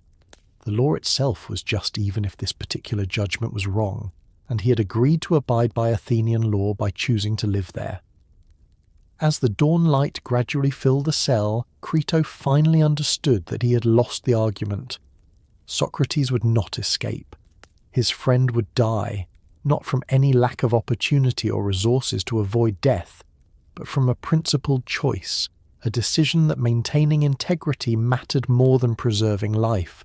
Crito left the cell defeated, and Socrates resumed his wait for the sacred ship's return, spending his final days as he had spent his entire life, in philosophical conversation, examining the most important questions, trying to understand how to live well, and now, how to die well. The days continued their slow progression toward the inevitable end. Each morning the prisoners and guards would look toward the harbour, waiting for the sacred ship to return from Delos. Each morning it was not there. Each day was a gift, another opportunity for conversation, for teaching, for demonstrating how a philosopher faces death. Socrates spent these final days in remarkable ways. He wrote poetry, something he had never done before. According to Plato, Socrates had a recurring dream throughout his life in which a figure appeared telling him to practice music. He had always interpreted this as encouragement for his philosophical work, understanding music broadly as the harmony of the soul. But now, facing death, he wondered if the dream meant he should compose actual poems. So he wrote a hymn to Apollo and set some of Aesop's fables into verse. It was a strange occupation for a man known for never writing anything down, for insisting that wisdom came through dialogue, not text. Perhaps it was simply a way to pass the time, or perhaps at the end Socrates wanted to leave something tangible, some acknowledgement that there were multiple paths to wisdom. He also continued his practice of questioning everything, including the conventions surrounding death itself. When friends came to visit, he engaged them in philosophical discussion as naturally as if they were meeting in the agora for their usual conversations. Death was approaching, but that didn't change the fundamental activity of life, which was examining ideas and pursuing truth. His wife Xanthippe visited, though the visits were apparently difficult. Plato portrays her as emotional, weeping, lamenting, unable to accept what was happening. At one point, Socrates reportedly asked friends to take her home, not out of cruelty, but because her grief was disrupting the philosophical discussions he wanted to continue. We know almost nothing else about Xanthippe. She appears only briefly in the historical record, primarily in this moment of crisis. Later tradition would paint her as a shrew, a difficult woman married to a saint. But the truth is likely more complex. She was married to a man who owned nothing, earned nothing, spent his days talking to other men in the marketplace, and had now been condemned to death for his activities. Her grief and frustration were entirely understandable. They had children together, 3 sons. The oldest was perhaps in his late teens by the time of Socrates' death. The youngest was still very young, possibly just a toddler. What kind of father Socrates was, we can only guess. Clearly he spent more time in philosophical conversation than in domestic life. His poverty meant his sons would inherit nothing. His execution meant they would grow up without a father, bearing the stigma of his condemnation. Yet Socrates seemed strangely unconcerned about this. When pressed about his sons, he argued that staying alive but living unjustly would harm them more than dying. It was better for them to have a father who died for principle than one who lived without it. This seems callous from a modern perspective, but it reflected Socrates' absolute conviction that virtue matters more than survival, that how you live is more important than how long you live. Finally, on a spring morning in 399 BC, the ship was sighted returning from Delos. The prisoners and guards saw it enter the harbour in the late afternoon. By the time it docked and official word reached the prison, evening had arrived. The execution would take place the next day. That final night, Socrates slept soundly. His friends, gathered outside the prison, waited anxiously for dawn. When they were finally admitted in the early morning, they found Socrates awake, sitting on his bed, rubbing his leg where chains had been removed. He smiled at them and remarked on the strange relationship between pleasure and pain, how one follows the other, like two creatures joined at the head. It was a characteristic observation, philosophical even in this moment. Socrates could not stop being Socrates, could not stop noticing, questioning, analysing, even as death approached. The friends gathered in the cell for one last conversation. This final discussion, preserved by Plato in the dialogue called Phaedo, ranged across the deepest questions about death, the soul, and immortality. Socrates led the conversation calmly, methodically working through arguments about why the soul must survive death, why the philosopher should not fear the end of bodily existence. The sun climbed higher, the morning stretched toward noon, and then the jailer entered, apologizing for what he must do. He was weeping. This duty of administering poison to condemned prisoners was the worst part of his job, and in Socrates' case, it was particularly painful. The jailer had come to know and respect the old philosopher during his 30 days of imprisonment. Socrates comforted him, praised him for his kindness, and told him not to grieve.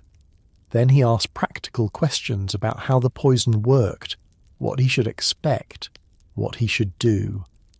The jailer explained. Drink the poison, then walk around until your legs feel heavy. Lie down. The numbness will spread upward until it reaches the heart. The poison itself was a mixture of hemlock and water. Hemlock contains conine, a neurotoxin that causes progressive paralysis. Death comes from respiratory failure as the paralysis reaches the muscles that control breathing. It is not a pleasant death, though it is not as agonizing as some methods of execution. Consciousness remains until near the end. The jailer left to prepare the cup. Socrates turned to his companions and suggested they should send away Xanthippe and the children. His wife had been brought one last time with the youngest son, but Socrates wanted his final hours to be philosophical, not emotional. Crito arranged for them to be taken home. Then the jailer returned, carrying the clay cup containing the poison. Socrates took it without hesitation. His friends gasped. Some began to weep. Socrates looked at them with what Plato describes as his characteristic calmness. "What is this strange outcry?" he asked. "I sent away the women mainly in order that they might not behave in this way, for I have heard that one should die in silence, be quiet and bear up." He lifted the cup. Someone, probably Crito, asked if he wanted to pour a libation to the gods. Socrates asked the jailer if there was enough for that. The jailer said no. The dose was measured precisely, just enough for the required effect. Socrates smiled at this detail, found it somehow fitting, and said simply, "But I may and must pray to the gods that my journey from this world to the next may be prosperous." He raised the cup to his lips and drank it down steadily and calmly, not hesitating, not showing any sign of disgust at what must have been a bitter taste. His friends, watching this, could no longer control their tears. They wept openly, not for Socrates but for themselves, for the loss they were about to suffer. Socrates began to walk around the cell as instructed. He spoke calmly, making observations about the process, noting when his feet began to feel heavy. After a few minutes he lay down on the bed. The jailer, who had stayed to monitor the poison's effects, touched his feet and legs, asking if he could feel anything. Socrates said no. The numbness was spreading upward. They continued talking. The paralysis worked its way up his body. When it reached his abdomen, Socrates spoke his last words. He addressed Crito. Crito, we owe a rooster to Asclepius. Pay the debt and do not neglect it. Asclepius was the god of healing. When someone recovered from illness, tradition called for sacrificing a rooster to thank the god. In his final breath, Socrates was suggesting that death was a cure, that he was being healed of the sickness of life itself. It was a final philosophical statement, a last assertion that death should not be feared, but welcomed as the soul's liberation from the body. Crito asked if there was anything else he wanted to say. There was no answer. A few moments later, the jailer pulled aside the cloth that covered Socrates' face and checked his eyes. Socrates was dead. Crito closed his eyes and mouth. The friends who had watched stood in stunned silence. Then Phaedo, one of the young men present, spoke the words that would close Plato's account of the scene. Such was the end of our friend, a man who, we would say, was of all those we have known the best and also the wisest and most just. The body was prepared for burial according to Athenian custom. The funeral was simple, befitting a man who had owned almost nothing. He was buried somewhere in Athens, though the exact location has been lost to history. No elaborate monument marked the grave. No expensive tomb preserved his memory. But the man who had written nothing left something far more durable than stone monuments. His students, particularly Plato, would spend the rest of their lives recording his teachings, analysing his method, trying to understand and convey what had made Socrates unique. The conversations that had taken place in the agora, in the gymnasiums, in that prison cell during the final 30 days, would be preserved in dialogues that would become the foundation of Western philosophy. The question that haunted Athens after Socrates' death was whether they had made a terrible mistake. Had they just executed the wisest man in the city? Had they allowed fear and resentment to guide them into an act of monstrous injustice? The answer came swiftly and painfully. Within years, the mood shifted dramatically. The men who had prosecuted Socrates found themselves shunned by respectable society. Meletus, the young poet who had brought the initial charges, was reportedly executed, though the sources disagree about the exact circumstances and charges. Some say he was lynched by an angry mob who blamed him for Socrates' death. Others claim he was formally tried and condemned. Whatever the truth, he did not live long after his victim. Anytus, the democratic politician and tanner who had been the real force behind the prosecution, fled Athens entirely. His property was confiscated, his reputation destroyed. He settled in Pontus, on the Black Sea, far from the city whose democracy he had claimed to defend. Even there, according to one account, he was driven out when the locals learned who he was and what he had done. The third accuser, Lycon, simply disappeared from the historical record.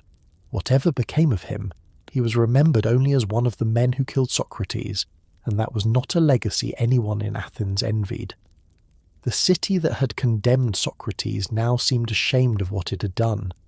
Later generations of Athenians would look back on 399 BC as a moment of collective madness, a time when fear and political paranoia led them to destroy their greatest treasure. The execution became Athens' permanent stain, the act that could never be justified or explained away. But the damage was irreversible in one sense and transformative in another. Socrates was dead. The voice that had questioned everything in the agora would never be heard again. The ugly little man with the penetrating questions and the unsettling calm was gone. But what he represented, what he had done, the method he had developed and the life he had lived, these did not die with him. The execution of Socrates became the defining failure of Athenian democracy. the case study that every critic of popular government would cite for the next 500 years. If the people, in their wisdom, could condemn the wisest man in the city, what did that say about the wisdom of the people? If majority vote could produce such manifest injustice, what was the value of democracy? Plato, more than anyone, would make this argument. His Republic, written decades after his teacher's death, proposed an alternative to democracy, the rule of philosopher kings, wise individuals who understood the good and could govern according to reason rather than popular passion. The dialogue is, in part, a response to the question, how could Athens have killed Socrates? The answer, because democracy gives power to those who don't understand, who mistake opinion for knowledge, who are swayed by rhetoric rather than guided by truth.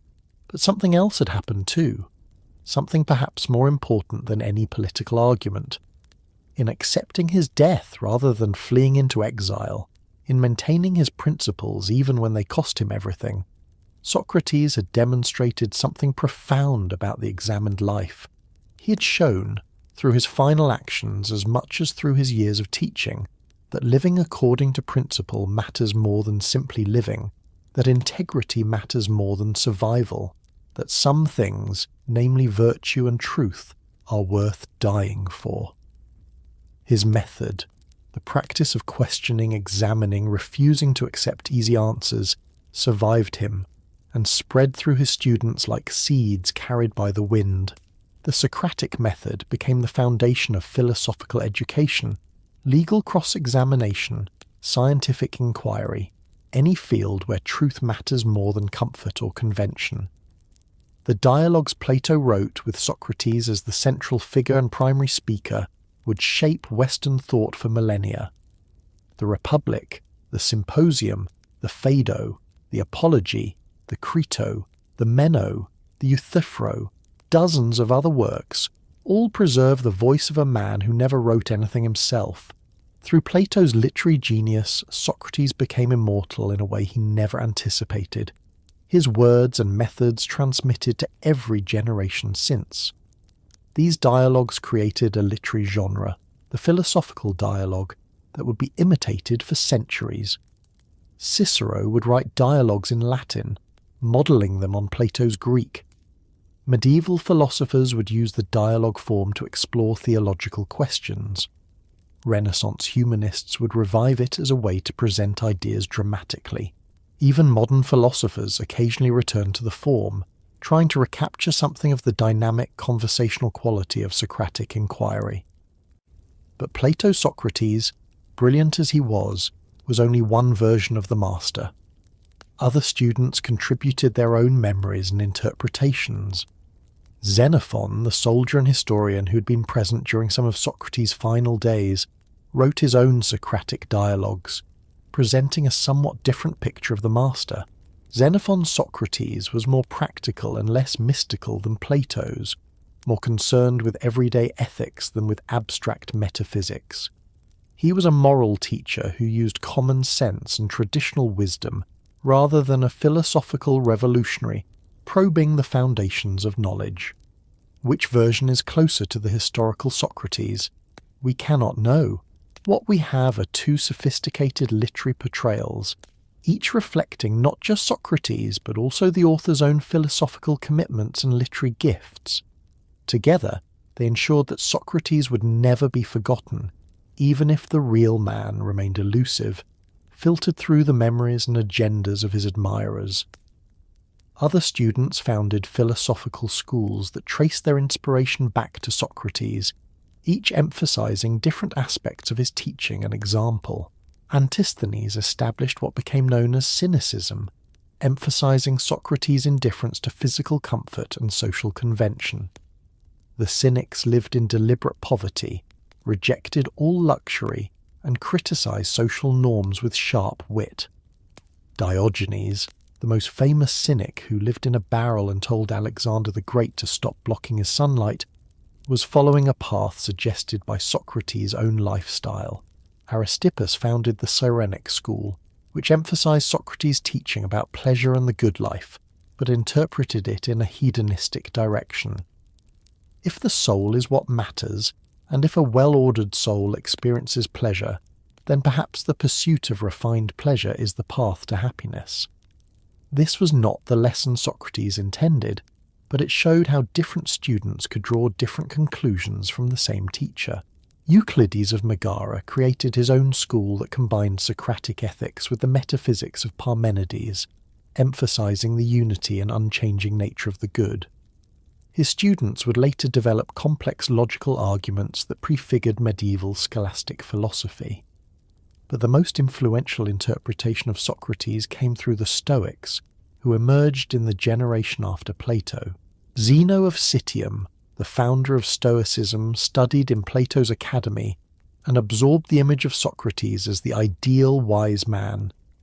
The Stoics made Socrates their hero, the perfect example of someone living according to reason, maintaining equanimity in the face of fortune's changes, accepting what he could not control while focusing on what he could, his own judgments and actions.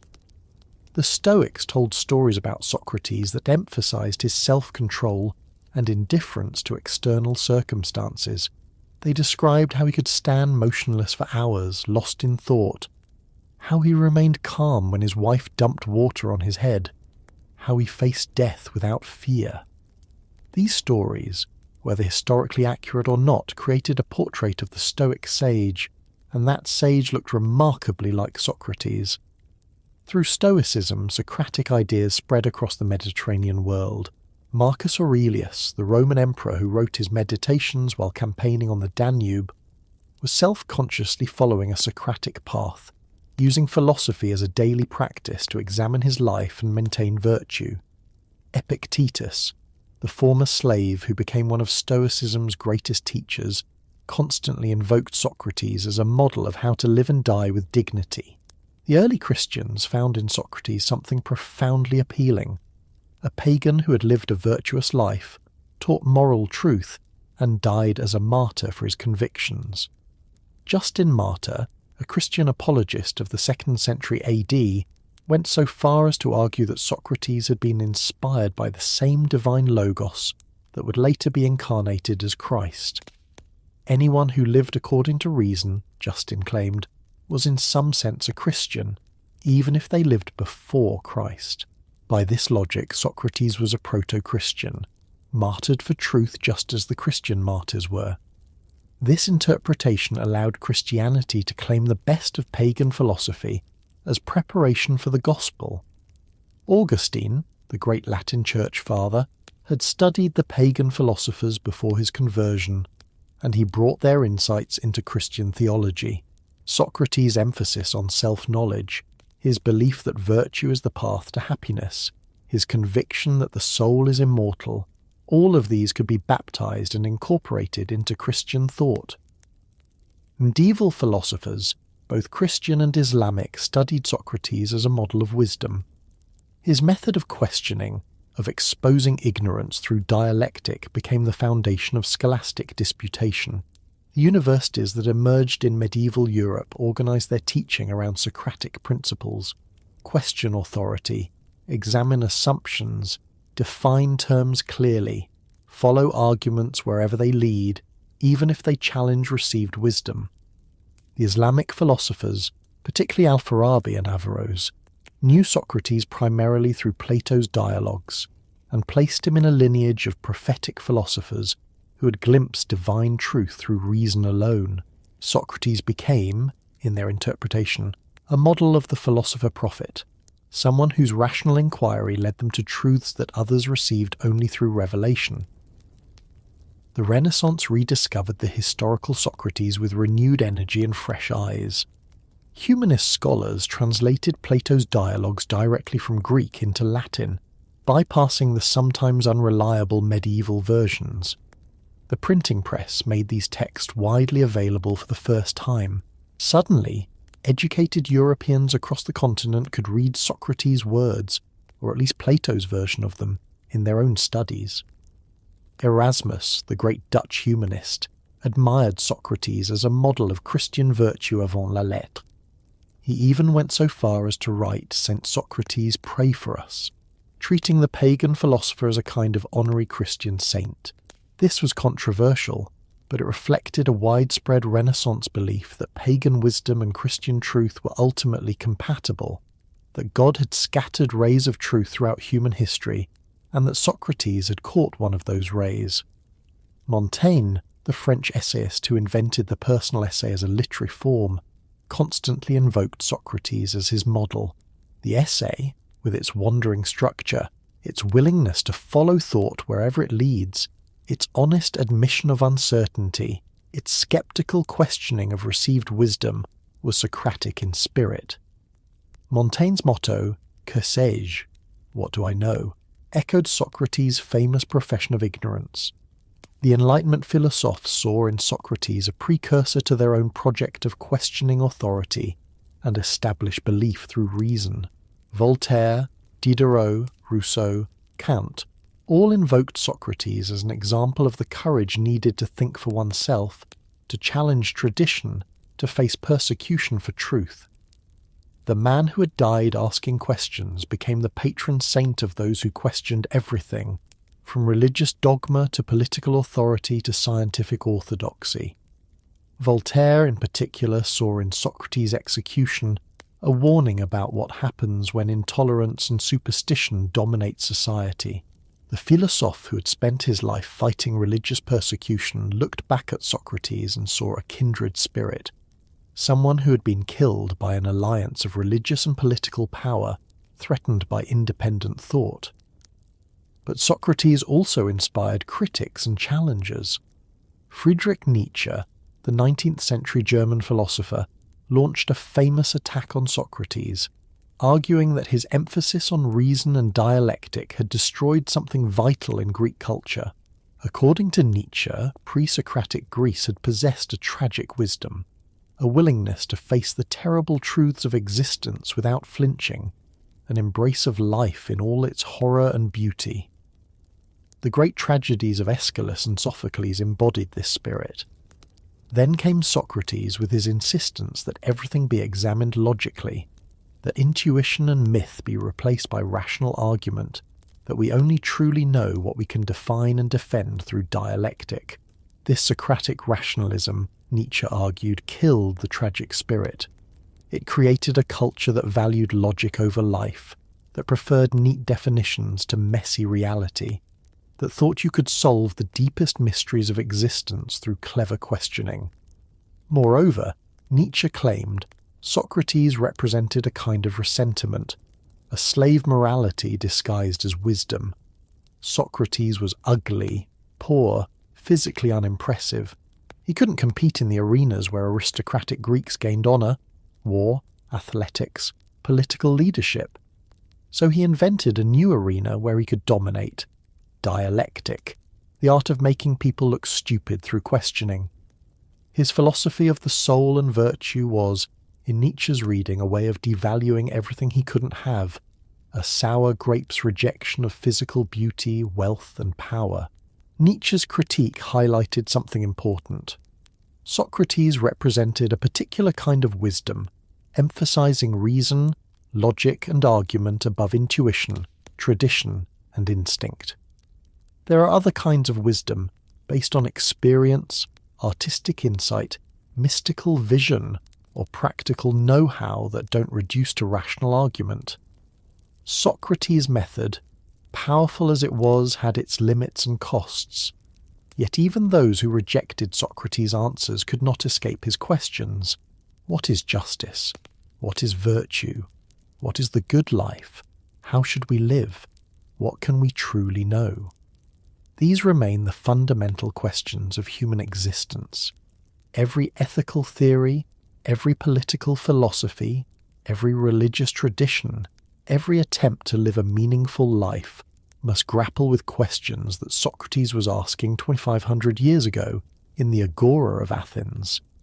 In the 20th century, Socrates remained startlingly relevant despite, or perhaps because of, the tumultuous changes of that era. Karl Popper, in his influential work The Open Society and Its Enemies, defended Socrates while attacking Plato, arguing that the student had betrayed the teacher. Socrates in Popper's reading represented critical rationalism, the willingness to question everything and accept that we might be wrong. Plato represented dogmatic rationalism, the belief that we could arrive at certain truths and then impose them on society. The difference was crucial. Hannah Arendt, reflecting on the trial of Adolf Eichmann, returned to Socrates as a model of moral thinking.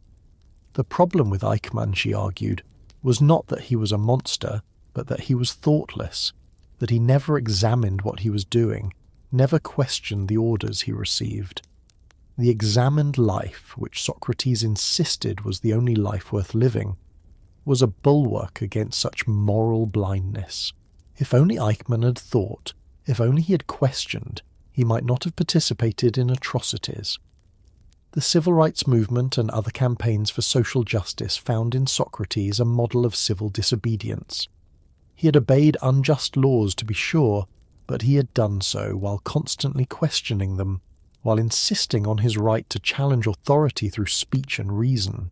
Martin Luther King Jr., writing from Birmingham jail, invoked Socrates' willingness to accept punishment rather than stop questioning, his insistence that it is better to suffer wrong than to do wrong. In philosophy departments today, Socrates remains the foundational figure. The first course in philosophy, Introduction to Philosophy, typically begins with Socrates. The dialectical method, questioning assumptions and following arguments wherever they lead, remains the core practice of philosophical inquiry. Every philosophy student learns to ask, "What do you mean by that?" and "How do you know?" These are Socratic questions. The Socratic method also shapes legal education. Law schools train students through the case method, which is essentially Socratic questioning applied to legal reasoning. Professors ask students to defend positions, then probe for weaknesses, then push them to consider counter-arguments, all in the service of teaching them to think clearly about complex issues. It's not identical to Socrates' practice, but it descends from it. In our own time, Socrates remains urgently relevant, perhaps more than ever. We live in an age of information overload, where anyone can find confirmation for any belief, where confident ignorance flourishes on social media, where complex issues are reduced to simplistic slogans, where expertise is dismissed and critical thinking is rare. The Socratic insistence on examining assumptions, defining terms clearly, following arguments logically, admitting ignorance when we don't know, these are essential tools for navigating our complex world. His fate also resonates powerfully in our current moment. In an age of cancel culture, Twitter mobs, and political polarization, the story of a man condemned for asking unpopular questions, for making powerful people uncomfortable, for refusing to conform to majority opinion, speaks directly to our situation. Socrates reminds us that truth-telling carries risks, that the examined life often conflicts with social harmony, that courage matters not just physically, but intellectually and morally.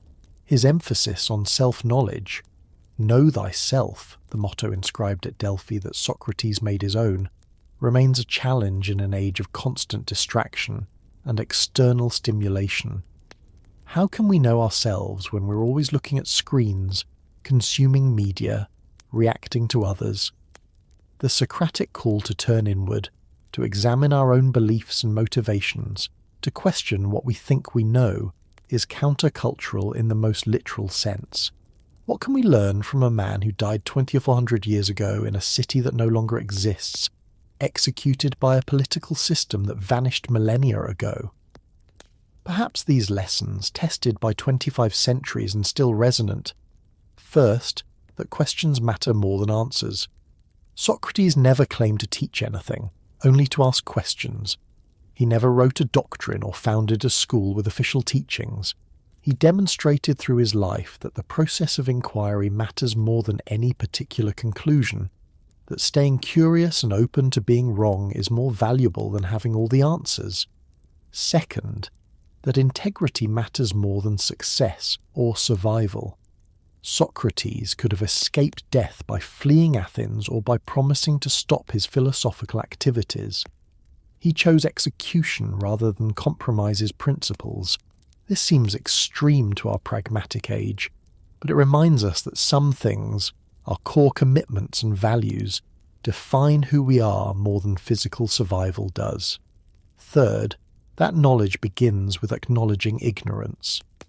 I know that I know nothing sounds like false modesty, but it's actually a profound epistemological claim. Most of what we think we know is actually unexamined opinion, received wisdom, conventional belief. True knowledge requires recognizing the difference between what we actually understand and what we merely believe. Fourth, that the unexamined life is not worth living. This, more than anything, is Socrates' lasting message.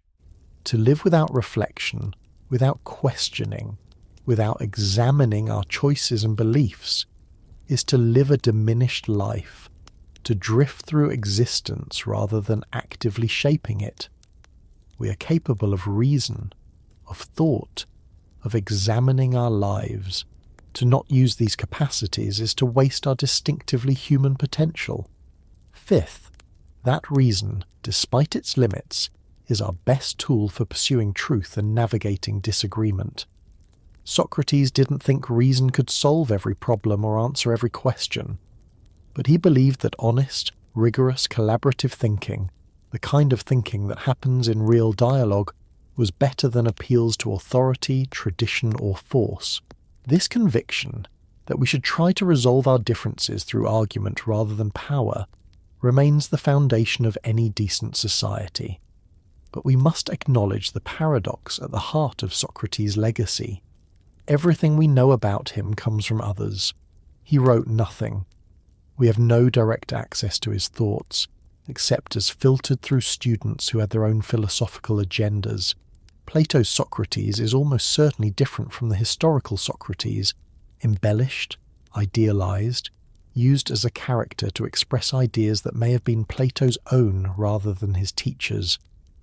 The real Socrates, the man who walked the streets of Athens, who fought at Potidaea and Delium, who drank the Hemlock, is lost to us. What we have instead is something perhaps more valuable, an ideal, a model of what philosophical life can be, a demonstration of how to live and die with integrity. That ideal shaped the ancient world. The Stoics, the Cynics, the Skeptics, all traced their lineage back to Socrates, each emphasizing different aspects of his teaching and practice. Marcus Aurelius, the Roman emperor who wrote his Meditations while campaigning on the Danube, was self-consciously following a Socratic path, using philosophy as a daily practice to examine his life and maintain virtue. The early Christians found in Socrates a pagan saint, a man who had glimpsed truth through reason alone and died for his convictions.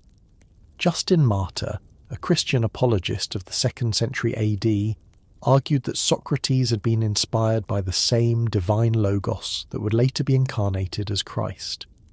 Anyone who lived according to reason, Justin claimed, was in some sense a Christian, even if they lived before Christ. By this logic, Socrates was a proto-Christian, martyred for truth. Medieval philosophers, both Christian and Islamic, studied Socrates as a model of wisdom.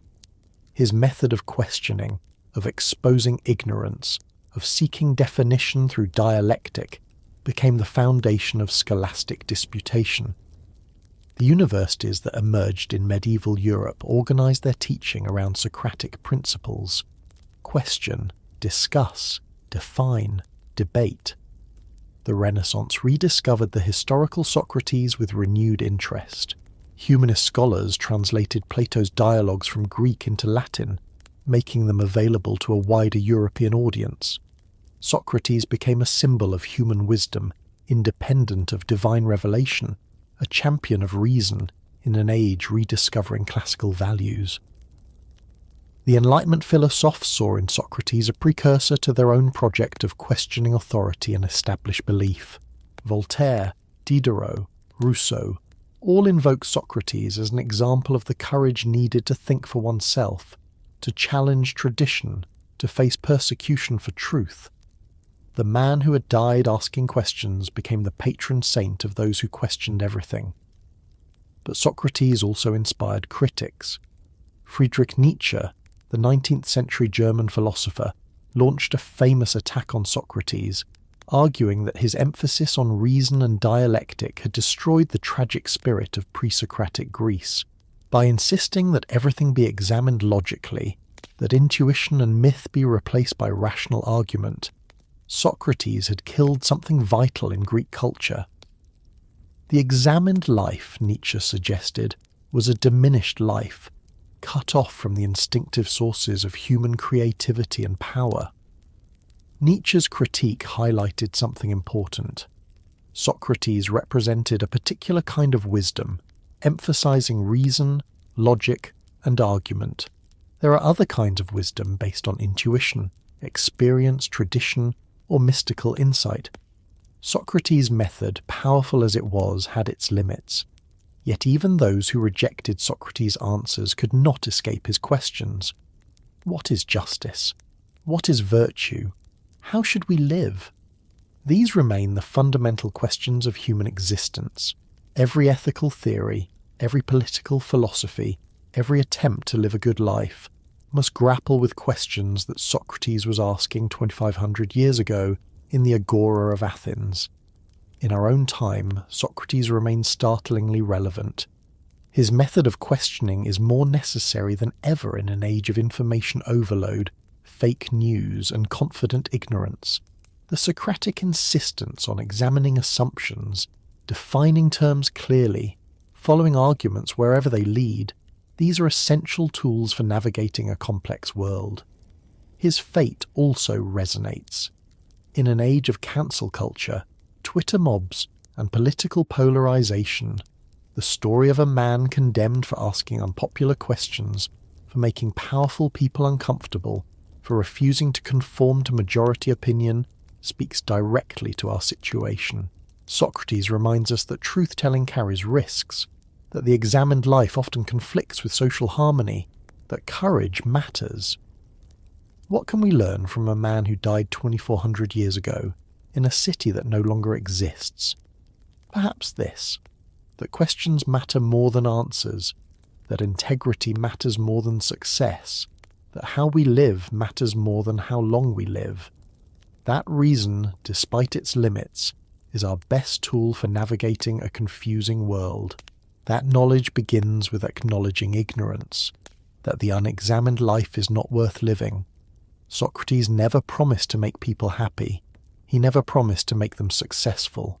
He promised only to make them think, to wake them from sleepwalking certainty, to sting them into awareness like a gadfly on a lazy horse.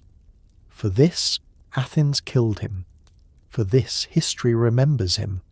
The grave is lost. The body returned to dust 2,400 years ago. But the voice persists, asking its infuriating, necessary questions in every age and every language. What is justice? What is virtue? How should we live? And most urgently, most Socratically, are you certain you know what you think you know? If you've travelled with me through this remarkable story, I hope you'll take a moment to like this video and subscribe to the channel. Each subscription helps bring more of these journeys into history to life. Tell me in the comments what question of Socrates strikes you most deeply. What part of his life or method speaks to your own experience? I read every comment and always love hearing your thoughts. Until our next journey into the past, I wish you a calm and peaceful night. The old man who drank the hemlock is gone, but his questions remain, patient and eternal, waiting for each new generation to grapple with them. May we have the courage to ask and the wisdom to know when we don't know the answers. Good night,